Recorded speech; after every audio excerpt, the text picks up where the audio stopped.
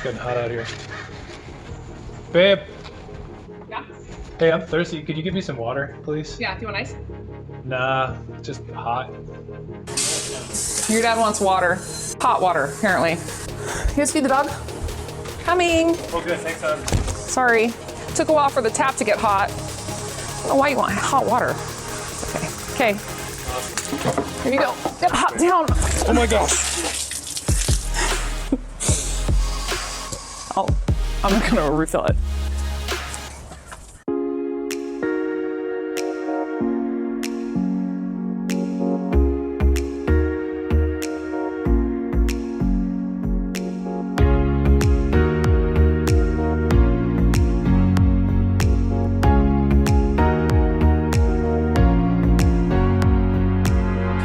Welcome to Together for Salem. I am Monica. This is Aaron. He's here with us today, taking a break from his bathroom remodel project. Maybe next week it'll be done. Fingers crossed. We'll see what happens. It might not quite be there yet. Yeah, but I mean, I think during this whole COVID-19 thing, we've all gotten a lot of things done around the house. Some Those of us not improvements. trying to work from home. Yeah, it's pretty exciting. So we're glad that you're here with us. We are your hosts for this week's episode. We are representing Cross Creek Community Church, which is a church in Salem, physically located, but virtually across the globe. Virtually anywhere. But we are a church for people who don't normally go to church. So sometimes we do things a little bit differently than maybe a churchgoer would expect. But we're glad you're here. We're glad you're watching, whether it's on YouTube, Facebook, the podcast. If you're new and you just found us, stumbled upon us, or you haven't done it yet, there is a welcome form for you that you can fill out online, and we'll send you a free gift card to say thanks for watching. That's right. Thanks for watching. And we're giving away something else. Yeah, should we taco about that? Let's talk about it. No. Yeah. Azul's Tacos, 2 locations in Salem and one in downtown, one in West Salem. I count that as Salem. It counts. But the winner this week for taco, $25 worth of tacos, which is a lot. That's a lot of tacos. That's good. This is Adrian P. Adrian P. won our social media giveaway. So you can take me with you. I'll go eat tacos if you're offering. If not, it's fine. He's a lovely date. Yeah. Most of the time. Yeah. Yeah, thank you. Yeah, you're welcome. Sweet. This week's giveaway, though, we love to give stuff away. We believe God does, and He loves people, so we like to show that. Is Brotherhood Coffee. Brotherhood Coffee on Madrona and Commercial. Ooh, yeah. Coffee, tamales, donuts. What? So Say what? I know. Yeah, you want to enter that on our social media this week. Yep. We'll have a way for you to enter to win that. So. Yeah, like and subscribe to our social media channels, and you'll see that giveaway coming up early next week, or early in the week, wherever you're watching this. Yeah, but whenever. Yeah, just check it out. We have easy random giveaways. So Adrian was our winner this week for Azul's, and Brotherhood is next. So you're gonna want to check that out, because I've heard great things Me too. about Brotherhood. I mean, donuts. I mean, who can complain about that? Nobody. Yeah, and tamales. Yeah. So it's like breakfast, lunch, and dinner all in one. You just stay there all day, drink Yep. coffee, and eat donuts and tamales. Anyway, speaking of drinking, we're going to head it over to John, who's going to talk to us about being full versus empty in our last part of our Jesus versus Religion series, part 5. So pretty excited about that. So check it out, and we will see you on the other side. Right. Yep. Flip side. To you, John.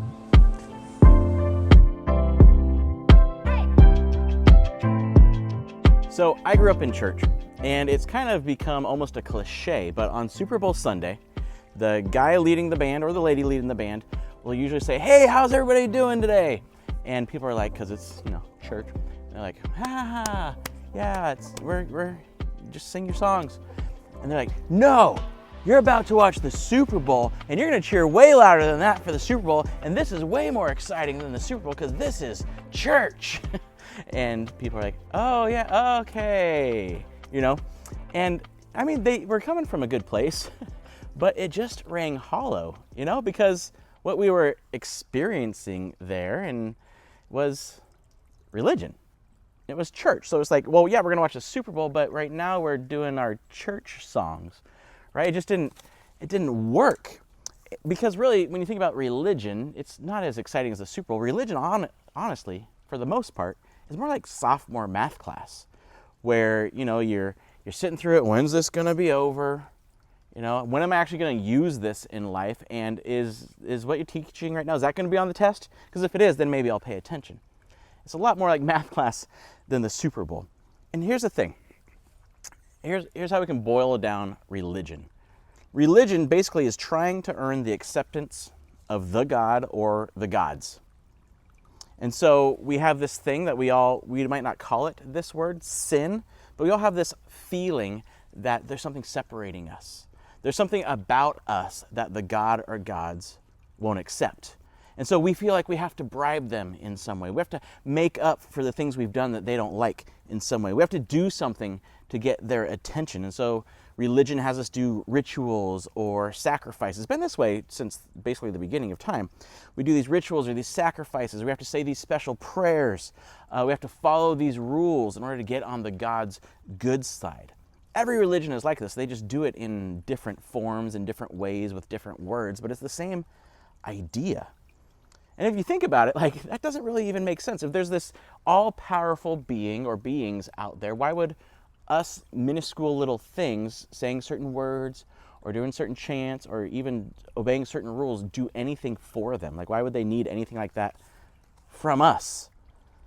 And so, really, the thing is, that wouldn't work anyway. Because the truth is, religion can't deliver on its promises. Doing all those things can't close whatever gap there is between us and the divine out there. It doesn't deliver on its promises. And sooner or later, after a while, I think we start seeing behind the curtain. We do these, maybe we grew up in some type of religion. And we see behind the curtain as we get older and realize, no matter how many prayers I say, or how many rituals I do, or candles I light, or whatever, bad things still happen to the devout religious people. No matter what you do, bad things still happen. It doesn't, and there's no real changes in your life. You just have less opportunity to do the things you want to do. So maybe there's less consequences, perhaps. I don't know. But when you think about religion that way, it's no wonder you've rejected religion. Or it's no wonder that those you know and love have rejected religion. And now maybe you haven't rejected religion, right? Maybe you're still you consider yourself a religious person. Maybe you haven't rejected, but deep down, maybe you feel there should be something more to this, especially with Christianity. Because Christianity promises this new life, this abundant life, this full life. Jesus himself said, I've come to give you life and life to the full. And we say, well, we've been promised that, and we read these stories about God working in people's lives, but where's that for me? See, it feels like there should be more to this Christianity thing than what I've experienced. I've been doing this stuff week after week, maybe year after year, and this is it. Like, it's just this religious routine. And so if we're honest, the religion as probably we've experienced it, religion is empty and lifeless. If we actually look at it and are honest, often the religion we've experienced is empty and lifeless. In fact, that's why Jesus rejected religion too. We've been talking about how Jesus rejected religion, Jesus versus religion. That's why Jesus rejected religion too, but he didn't just reject it, he did more. See, Jesus made religion obsolete, and he replaced it with something infinitely better. He made religion obsolete. If you want to look up what that actually means and go deeper, go to Hebrews 8 if you want to do your deep Bible study on that one. But this idea that Jesus made religion obsolete and replaced it with something infinitely better, Jesus actually revealed this basically for the first time to a nameless Samaritan woman. See, and we don't expect that Jesus would do that. And so Samaritans, Jews and Samaritans, quick Middle Eastern ancient history lesson for you. The Samaritans were kind of a mixed ethnic group between Gentiles and Jews, and they lived near the Jewish people, but they had their own area called Samaria. And the Jews and the Samaritans hated each other. They had a racial divide, and they had a huge religious divide. So the Samaritans said, hey, we need to worship on this mountain, and that's where, God said we should worship. And the Jews say, no, we need to worship at the Temple Mount, where Solomon built his temple. And that's the right place to worship. In fact, the Jews even destroyed the Samaritans' temple at one point. And the Jews avoided Samaria like the plague. They hated Samaritans. And so for a respectable rabbi to be talking to a Samaritan woman, as we're going to see, it just never happened. But Jesus reveals this whole idea of religion to this nameless Samaritan woman. And we find this story in what we call the book of John. John was one of Jesus' disciples. In fact, John was probably Jesus' best friend. And so as John got older, he decided to write about what life was like with Jesus. And he wrote about this story of Jesus meeting the Samaritan woman. It's a story that I think really stuck out to John. And so here's where that story picks up. Things are getting a little hot for Jesus with the religious leaders. And he's like, hey, my time's not come to like really throw down with these guys and have this whole trial and execution thing yet. I'm not ready. That time hasn't come. So let's lay low for a little bit. Let's go take a break. And so they head off out of the area. And so this woman we're going to see, she actually has, I think, this ancient Samaritan woman actually has more in common with us than you might think, and you'll see. But here's how the story starts. So he left Judea and returned to Galilee. He had to go through Samaria on the way. See, the thing is, he didn't have to go through Samaria. In fact, Jews never went through Samaria. Yes, it was a quicker route by time and distance, but they had a route that they went around Samaria because Jews would never step foot in Samaria. So the fact that he had to go through Samaria, that actually isn't true. So why did I say he had to? Well, this woman needed him. He had to have this conversation that we're about to read about with this woman. He had to change this woman's life, and he had to end religion as we know it forever. So like, no big deal, right? But that's what's about to happen. And so they go through Samaria. The disciples and Jesus get hungry. They stop to rest. They stop for lunch around noon, and the disciples go to this nearby town to buy food. Probably a very uncomfortable experience for these good Jewish boys. They'd never even been there, and they were raised not to even mingle with Samaritans. And so Jesus stays at a well called Jacob's Well. Abraham, Isaac, and Jacob, they were the founding fathers of the Jewish nation, and Jacob had built this well, and the Samaritans were using it. So Jesus rests at this well, and a woman comes to the well about the middle of the day, and Jesus asks her for some water. And here's what happens. The woman was surprised, for Jews refused to have anything to do with Samaritans. In fact, refused to have anything to do with, they wouldn't even use the same cups as Samaritans. So this is a big deal, him asking for a drink. She said to Jesus, "You are a Jew, and I am a Samaritan woman. Why are you asking me for a drink?" Like, you almost hear the anger in her voice, right? She knows that she's looked down upon by this Jewish people. There's like throughout this whole conversation, you can see an edge in her voice. And so for Jews, the only thing worse than a tax collector, as we talked about a few episodes ago, was a Samaritan. And the only thing worse than a Samaritan was a Samaritan woman. Men didn't speak to women in that culture. And especially a rabbi would not have spoken to a Samaritan woman. But Jesus isn't some ordinary rabbi. He isn't some ordinary Jewish man. See, Jesus did more to elevate the status of women than any religion ever has. And so the conversation goes on.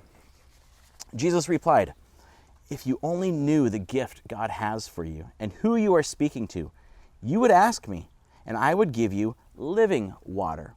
And living water was, in what she probably took it as, was like a fresh spring of water that kept bubbling up, like the fresh water. "But sir, you don't have a rope or a bucket," she said. Again, to hear the edge in her voice. "And this well is very deep. Where would you get this living water? And besides, do you think you're greater than our ancestor Jacob, who gave us this well? How can you offer better water than he and his sons and his animals enjoyed?" The woman's like, you weirdo? Who do you think you are? First of all, why are you talking to me? And where are you going to get this fresh, bubbling water? You don't even have a rope or a bucket to get really deep down into the well where the good water is. Jesus replied, "Anyone who drinks this water will soon become thirsty again." That's how water works. "But those who drink the water I give will never be thirsty again. It becomes a fresh, bubbling spring within them, giving them eternal life." So that's weird. "Please, sir," the woman said, "give me this water. Then I'll never be thirsty again, and I won't have to come here to get water." And Jesus is saying, look, I'm not talking about what you think I'm talking about. This is more than what you think. This is better than what you think. I'm talking about a full, real life. See, think about it. The Samaritans had been going to this well for years and years and years. Every day, over and over. This woman had been going to this well all the time. She had to keep going back, doing the same thing over and over to get this water that would last for a bit, quench her thirst for a bit, but then she'd get thirsty again and have to come all the way back and get more water. There was no running water, right? It didn't satisfy. This water didn't last. It's a lot like religion if you think about it. Doing the same thing over and over and over, hoping that it'll satisfy someday, hoping that it'll quench that thirst or close that gap or relieve that guilt. And maybe it works for a while, but then later you get thirsty, you get dry, you get dissatisfied. So you got to go back and get refilled up, right? I gotta get my fill. I gotta get fed every week because it just doesn't fully satisfy. You have to keep going back doing the same thing over and over. And whether you're religious or not, I think we've kind of all done this. We've tried to do the same things over and over, hoping our lives will get better, hoping our lives will be different, but the same results keep happening because we keep doing the same thing. Nothing actually satisfies what we're looking for, whether we use religion or something else. We need something new. We need something that can last. And so this woman is thinking, well, yeah, that'd be great. Like water that gives eternal life. I never get thirsty again. Yeah, give me that water. And I think maybe she's starting to understand that Jesus isn't talking just about water. He might be talking about something better, something deeper. But first, Jesus gets to her true need to kind of see, look, what you've been doing doesn't really work. And so he needs to show her the true failure of the religion she's been relying on. And so he says, go get your husband. And that doesn't seem like a big deal, right? I mean, this Jewish man talking to a woman, he's like, well, let's talk to your husband. But there's a reason for that. Because she replies, she says, well, I don't have a husband. And Jesus, being Jesus, says, you're right. You've had 5 husbands, and the one you're with now isn't your husband. Which seems harsh, right? That he's pointing out this woman's failure in relationships. But that's why this woman was there in the middle of the day. Women in the Middle East usually would go get water in the morning, so they would go in the cool of the day, talk with each other, then have water for the rest of the day. This woman went when all the women weren't there, so she wouldn't have to face the women in her village. She wouldn't have to hear their ridicule or look at or see their looks of her because of these failed marriages, whatever the reason was, and the fact that she's now living with a man who's not her husband, which was a scandal in that day. That's why she's there. She's been rejected by others. And what Jesus is saying is what you've been doing with your life, this religion of yours, it's not satisfying. It's not working. It's failing. You're doing the same thing over and over with the same result. You still have the same hurts. You still have the same failures. Maybe you've been there. Maybe you're there now. Well, this gets this woman's attention. And so she says, "Sir," the woman said, "you must be a prophet. Like, you must be from God. We've never met. How do you know that about me? So if you're this prophet, so tell me, why is it that you Jews," still have that edge in her voice, "that you Jews insist that Jerusalem is the only place to worship, while we Samaritans claim it is here at Mount Gerizim, where our ancestors worshipped?" The woman says, "Look, you're right. What I've been doing isn't working. And obviously you're from God, so then what's the right way to reach him? Is it this the way that we Samaritans have been doing it on this mountain?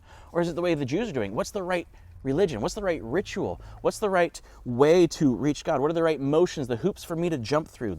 Which places are correct to do my religion?" It's not the right question. Jesus replied, "Believe me, dear woman." You hear the love in his voice? "Believe me, dear woman, the time is coming when it will no longer matter whether you worship the Father on this mountain or in Jerusalem. You Samaritans know very little about the one you worship, while we Jews know all about him, for salvation comes through the Jews. But the time is coming, indeed it's here now, when true worshipers will worship the Father in spirit and in truth. The Father is looking for those who will worship him that way. For God is spirit, so those who worship him must worship in spirit and in truth." It can be confusing. Jesus is saying religion was good. It got our attention about God and taught us about him, but its purpose is over. The religion has served its purpose. Now the real thing is here. Religion was us trying to reach God, but now the real thing is here. It's not about locations and rituals and rules and sacrifices. What Jesus is pointing out is this. It might be a hard truth, but it's also, I think, a hopeful, refreshing truth. We can't reach God through religion. We can't reach God through religion because it's so much better. It's so much more than that. We don't have to go through the religious rituals but to know God. See, what this is all about, what Jesus has brought, is about truly knowing God and being transformed into new people. And this is how the conversation ends. The woman said, I know the Messiah is coming, the promised one, the Savior, the one that God promised way long ago, that God would bless the world through Abraham, who would bring God's kingdom to earth. I know the Messiah is coming, the one who is called Christ. When he comes, he will explain everything to us. Then Jesus told her, I am the Messiah. See, religion is us trying to reach God, trying to do these things to reach God. But that's not what it's about. God reached us through Jesus. God came to us through Jesus. Jesus made religion obsolete because we don't have to reach for him anymore. He came to us. See, religion is like trying to pay a bill that someone's already paid for you. It doesn't make sense trying to do these things to pay for something that's already been paid for. Following Jesus is accepting his payment, trusting that he paid it for you already, that the payment's already been paid for. And sin, yeah, it does separate us, right? It hurts us. It hurts those we love, and it hurts our relationship with God. And we can't do anything to change the past. We can't do anything to change and take away the sin that we've already committed. But Jesus came and took that penalty. He removed that sin by dying on the cross. There's nothing left to pay for. So the rituals, the prayers, the sacrifices, they're pointless. They're empty because it's already been paid for. All we have to do is just trust that Jesus paid for it. And then he begins transforming you from the inside out, giving you this new life. See, Christianity isn't a religion. It's not about what you do. It's about who you trust, not what you do. The doing is the result of the fact I trust Jesus. I see people that he loves and I want to help them. That's where the doing comes from. So with this idea of religion being obsolete and it's about trusting Jesus, I want to give you 3 invitations. Maybe you can take all 3. Maybe you can pick one. I don't know. Here's 3 invitations. First, just consider. Have an open mind. Consider these ideas. See, the first person Jesus revealed his identity to, this is like huge. Right? He'd always tell people, hey, don't tell anybody that you got healed by me. I don't want it getting out. Well, he tells this woman straight up, I am the Messiah. I am the one. To this nameless, rejected woman. He sought her out. He didn't have to go to Samaria, but he chose to meet her. And he used who she was, her whole failures and all, to show her the truth. Think about it. What if she hadn't been rejected by those women? What if she hadn't had those 5 marriages that made her looked down on in society? She wouldn't have been at the well at the time Jesus was there. That's mind-blowing that Jesus used all of that to reach her and reveal who he was for the first time to the world. She wouldn't have been there to meet him privately. And I've been saying this over and over, that God uses our own experiences to reach us. He knows who we are. He knows where we've come from, and he uses our experiences to reach us. He does that for each of us. So consider, what have you done over and over expecting different outcomes? There's a life you want. God wants you to have that full life too. But what have you been doing over and over to reach that? How's that been working? Consider, is he using who you are, where you are now, to show you that he is reaching for you? Maybe religion's become lifeless, a lifeless, pointless burden for you. You realize that religion never lives up to its promises. Maybe you expected more out of this Christianity journey or this journey of life. It's time to stop doing a religion. And it's time to start trusting and following Jesus, because there's a huge difference. God has reached down to us. God has come down to us as Jesus. We don't have to do anything to earn his acceptance. He accepts you, and he invites you to enjoy a relationship with him now and forever, to enjoy a full life now and forever. So consider, and then maybe choose to trust. Not what you do to reach God, not what you do to make your life better, self-improvement, that type of thing. Let go of what hasn't been working. I mean, what you've been doing has brought you this far. Is that where you wanted to end up? Let go of what's not been working. Trust the one who can give you a full and true life. Maybe you call yourself a Jesus follower, and maybe not. But if that's the life you want, there's never been a specific point in your life that you can point to and say, Jesus, I choose to trust you. I choose to follow you. Do that now. Say, I choose to trust you. I choose to follow you. I'm done trying to get myself better. I'm done trying to do self-help and all of that and follow these religious rules. I just want to follow and trust you. That's all you have to do. So I invite you to trust. And then I invite you to live. See, life is not about getting religious participation points, where the worse the experience is, the better, the more God's happy with you. The more bored you are, the better. No. See, with Jesus, we can see every day as a chance to see what God is doing in the people around us, who he's brought to us, and having the courage to join him in it. Having the courage to love others through his love. It's not always easy, but it's always worth it. And it gives you a life that you can actually be excited about. Here's what happens with the woman. The woman left her water jar beside the well and ran back to the village, telling everyone, come and see the man who told me everything I ever did. She's not ashamed anymore. She's excited that she met this Messiah. Could he possibly be the Messiah? And so the people, seeing a difference in her, so the people came streaming from the village to see him. The very first person who's like, come see Jesus, was this woman, because she experienced what following and trusting Jesus was, not religion. So what if we experienced that freedom? The freedom to be exactly who we were made to be. What if we could have every part of life, every relationship, every job, every task we have renewed and filled with purpose and meaning? What if we stopped following a lifeless and pointless religion and accepted the true, full life Jesus offers? If you have questions about any of this, if you said, yes, I want to follow Jesus, reach out to us. You can do it at this site here and email us, and we will get back to you. But what if we did that? What if we actually trusted and followed Jesus and forgot about the rules and the rituals and trying to reach God and earn his favor? He already loves you. He already accepts you. We just have to trust him.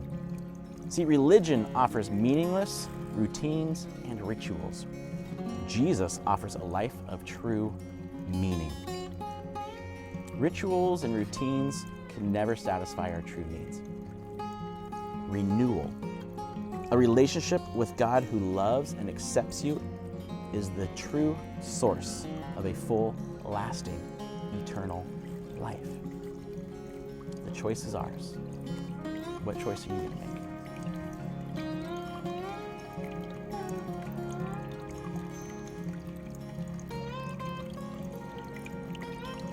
Thank you, John, for that reminder. We can choose a relationship with Jesus instead of ritualistic religion. That's really good news. Mm-hmm. Yeah. It is good news. What else is good news? What kind of news do we have for the people this week? There's all kinds of good news, and a lot of it's linked in the show notes below. So be sure you check out our show notes. We've got recommended readings that could go along with this topic, music we listened to while we were making this episode, some fun things, links to the giveaways. So check out those businesses and follow them on the socials meds. The socials meds.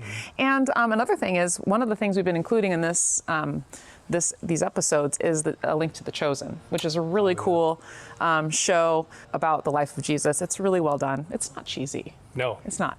This week we're going to post a snippet of the woman at the well. So it's really well done, and we wanted to share it with you because it definitely goes along with this message. I know, it's beautiful.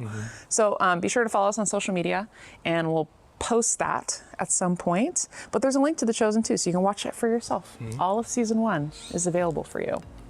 It's a good show. It's a good show. So that's in our show notes. Also in our show notes are questions, and they're going to come up at the end here. So if you want to discuss what John talked about with a partner or in a Connect group, those questions are coming up for you, and they're also linked below. So last thing is, if you want to donate to Cross Creek, we are a 501c3 here in Salem. We run on the donations of sweet people like you. So it's just a good way to keep a good thing going. It's kind of like paying it forward. So there's a link below if you want to donate to Cross Creek. But we appreciate you guys. Thank you for letting us into your homes or your phones. Or your life. Yeah. your life. Yeah. So comment below, let us know you're watching. Thanks for watching. And we're going to see you next week for episode 20. Ooh, very Something special. Something a little bit different next week for episode 20. So we're kind of excited about that. So we'll see you then. Yep. See you soon. Have a good week.